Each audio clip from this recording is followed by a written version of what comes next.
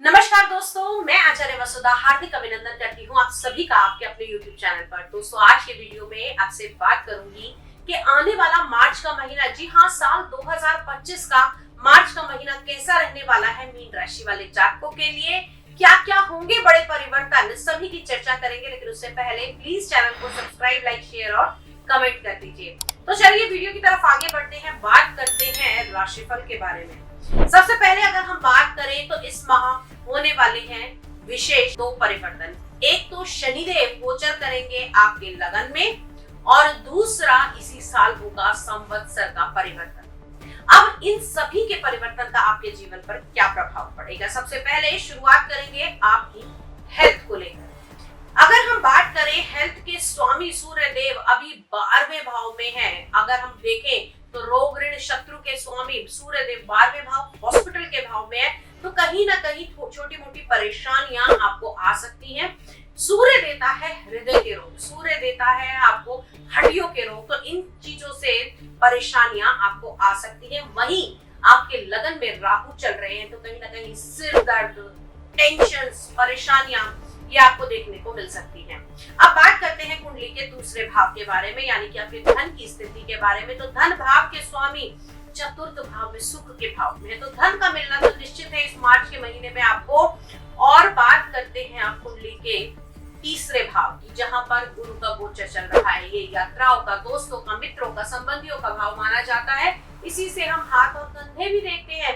तो दोस्तों, यहाँ गुरु का गोचर आपके लिए लाभपूर्ण रहेगा। धार्मिक अनुष्ठान, धार्मिक यात्राएं इस माह में आपकी हो सकती हैं। वहीं अगर हम बात करें तो आपको गुरु तुल्य लोगों के साथ में या अपने गुरु के साथ में समय जरूर व्यतीत करना चाहिए। इससे आपकी लाइफ को एक नई राह मिलती हुई दिखाई दे। अब बात करते हैं आपकी कुंडली के चतुर्थ भाव की, यानी कि आपके सुख के स्थान की, जहां पर मंगल का गोचर हो रहा है। तो खास तौर से ये मंगल का गोचर क्या करेगा, जो लोग बिल्डिंग मटेरियल का काम कर रहे हैं या जड़ खरीद, मकान खरीदना चाहते थे, तो भैया इस मार्च के महीने में वो आपकी लालसा पूरी हो सकती है, वो इच्छा पूरी हो सकती है।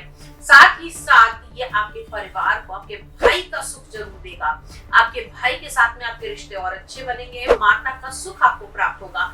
अगर मैं कहूँ कि इस पूरे माह में कोई ना कोई एक टाइम ऐसा रहेगा जिसमें आपको फैमिली गेट टुगेदर मिलेगी और उसमें रिजल्ट आपको बहुत अच्छे आएंगे, आप आनंद की अनुभूति प्राप्त करेंगे। ये टाइम पीरियड उन लोगों के लिए बहुत अच्छा रहेगा जो किसी भी प्रकार का स्पोर्ट्स का कार्य करते हैं, स्पोर्ट्स मटेरियल का कार्य करते हैं, या फिर मैं कहूँ कि प्रॉपर्टी के बिजनेस में है। अब बात करते हैं आपके पंचम भाव की, यानी कि आपके संतान के बारे में। तो दोस्तों, पंचम भाव के स्वामी चंद्रमा माह की शुरुआत में होंगे लगन में, और यही अगर मैं बात करूं तो आपके पंचम भाव पर राहु की दृष्टि पड़ रही है। संतान थोड़ी उद्दंड हो सकती है, संतान से जुड़ी हुई समस्याएं आ सकती हैं, जैसे कि संतान आपकी बातों को नहीं मानेगी, पद भ्रष्ट कभी कभी हो सकती है।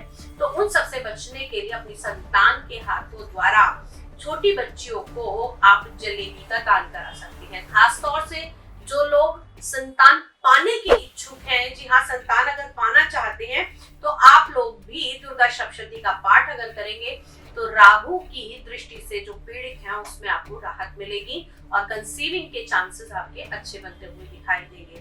प्रेम संबंधों में इस समय पर किसी भी प्रकार का शक, क्योंकि राहु की दृष्टि, राहु क्या देता है, आपको शक भी देगा और कहीं ना कहीं आपको चीजों को एज्यूम कराएगा। नहीं, मेरा पार्टनर उसके साथ होगा, उसका फोन नहीं आ रहा, कहाँ पर है, तो ये सारी चीजें आपके दिमाग में इस समय पैदा कर सकता है। अब बात करते हैं आपके जीवन साथी के बारे में।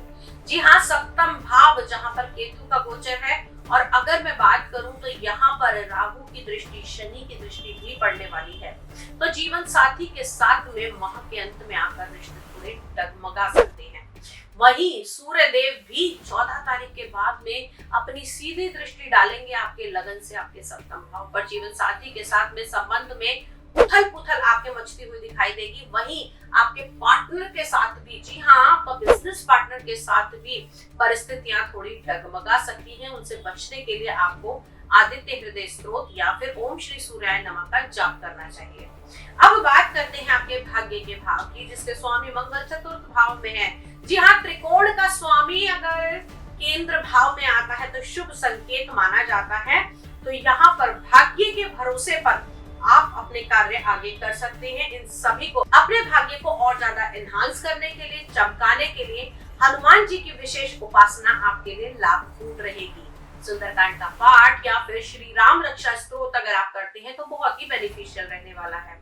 अब बात करते हैं आपके कर्म की। जी हाँ, आप लोगों की फैक्ट्री, बिजनेस, व्यवसाय, जॉब, इन सब में आने वाला महीना एक अच्छा परिवर्तन लेकर आएगा। यहाँ पर आपके कारोबार को लेकर आपको बाहर जाना पड़ सकता है, लेकिन कहीं ना कहीं मंगल की दृष्टि भी आपके कर्म भाव पर है, तो अग्रेशन कम निकालिएगा। अपने काम को एनर्जेटिक तरीके से कीजिएगा और अपने साथ में रहने वाले सहकर्मियों के साथ प्लीज आर्ग्यूमेंट से बचिएगा। सूर्य शनि का गोचर, जी हाँ, 1 तारीख से लेकर 14 तारीख तक सूर्य देव आपके 12वें भाव में रहने वाले हैं, तो विदेशों से जुड़कर कुछ बॉस के साथ यात्राएं हो सकती हैं। बॉस के साथ आपको बाहर जाने के भी योग मिल सकते हैं, या फिर आपके बॉस के द्वारा आपको काम दिया जा सकता है। जो लोग सरकारी महकमे में हैं, उन लोगों को अपनी सिग्नेचर अथॉरिटी का बहुत ज्यादा ध्यान रखने की आवश्यकता है। ओवरऑल ये महीना आपके लिए मिला जुला रहेगा। ये तो दोस्तों था एक विश्लेषण ओवरऑल, लेकिन हर व्यक्ति की अलग जन्म कुंडली है, हर व्यक्ति के अलग ग्रह दशा और नक्षत्र है। व्यक्तिगत रूप से अपनी कुंडली दिखवाने के लिए हमसे संपर्क कर सकते हैं हमारी वेबसाइट पे, या फिर हमसे कांटेक्ट करना चाहते हैं तो हमारा नंबर स्क्रीन पर अवेलेबल है। अगले वीडियो में फिर से मुलाकात करूंगी, तब तक के लिए जय मां।